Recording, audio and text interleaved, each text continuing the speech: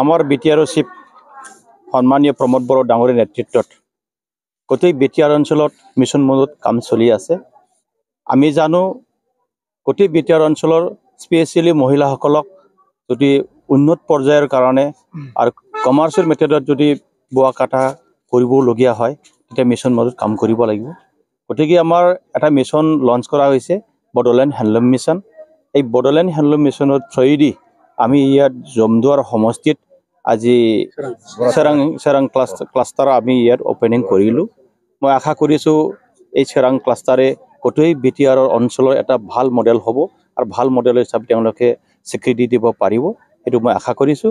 আৰু গোটেই বিটিআৰ অঞ্চলত আজি মহিলাসকলক যদি আমি একেবাৰে পাকঘৰৰ পৰা যদি বাহিৰৰ ওলাই আনি যদি কামত মানে ব্যস্ততা নিদিখাওঁ বা ব্যস্ততা নকৰোঁ তেতিয়াহ'লে বিটিআৰ অঞ্চল উন্নতি নহ'ব। গোটেই মহিলাসকলক তাক এংগেজ কৰাৰ কাৰণে সেইটো আমাৰ পলিচি। আমি হেণ্ডলুমৰ যিটো মিছন মোড লৈ পেলাই আমি কাম কৰিছোঁ অলৰেডি। তাত মানে আমি বিভিন্ন ধৰণৰ আমাৰ জেকাৰ্ড মেচিন, ফ্ৰেমলুম তেনেকুৱা বস্তু দি পেলাই আমি তেওঁলোকক মানে ট্ৰেইনিং দি পেলাই আমি ব্যৱস্থা কৰিছোঁ। বহুত ট্ৰেইনিং চলি আছে ষ্টেপ বাই ষ্টেপ। আজি আমি অলৰেডি বিটিআৰ গভৰ্ণমেণ্ট আৰু আমাৰ ষ্টেট গভৰ্ণমেণ্ট অলৰেডি আমি পাৱাৰলুমৰ বস্তু কমপ্লিটলি বন্ধ কৰা আছে।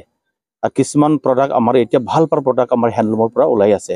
গতিকে হেণ্ডলুমৰ ভাল চাহিদা হৈছে, ইণ্টাৰনেশ্যনেল মাৰ্কেটতো ভাল চাহিদা হৈ গৈছে। মই অসম ৰাজ্যিক গ্ৰামীণ জীৱিকা অভিযানৰ ষ্টেট মিছন ডাইৰেক্টৰ হওঁ আৰু আমি ইয়াতে আহিছোঁ আজি এই ব্লকত আজি চাবলৈ যে ইয়াত কি কাম হৈ আছে আৰু আমাৰ মহিলাসকলে খুব ভাল কাম কৰি আছে বুলি আমি গম পাইছোঁ। এতিয়ালৈ CSP চেণ্টাৰ এটা ইনগ্ৰেট কৰিলোঁ, আকৌ এতিয়া এইটো চেণ্টাৰলৈ আহিছোঁ। মহিলাসকলে ভাল কাম কৰি আছে আৰু তেওঁলোকে আমি যিমানখিনি পাৰোঁ তেওঁলোকক আমি আৰ্থিকভাৱে সাহাৰ্য দিছোঁ আৰু ভৱিষ্যতে তেওঁলোকক কেপাচিটি ট্ৰেইনিং বিল্ডিং কৰিবলৈ আমি তেওঁলোকক আমি আৰু দিম, প্ৰশিক্ষণ দিম তেওঁলোকক।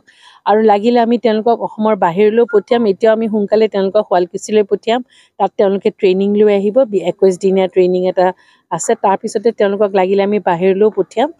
আৰু লগত ইয়াত সেইকাৰণে গোটেইখিনি চাবলৈ আহিছোঁ, ভাল লাগিছে আৰু আমাৰ মহিলাসকলে যথেষ্ট ভাল কাম কৰি আছে।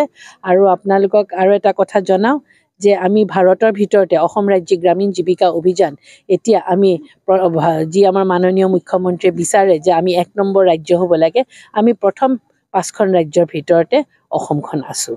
ধন্যবাদ।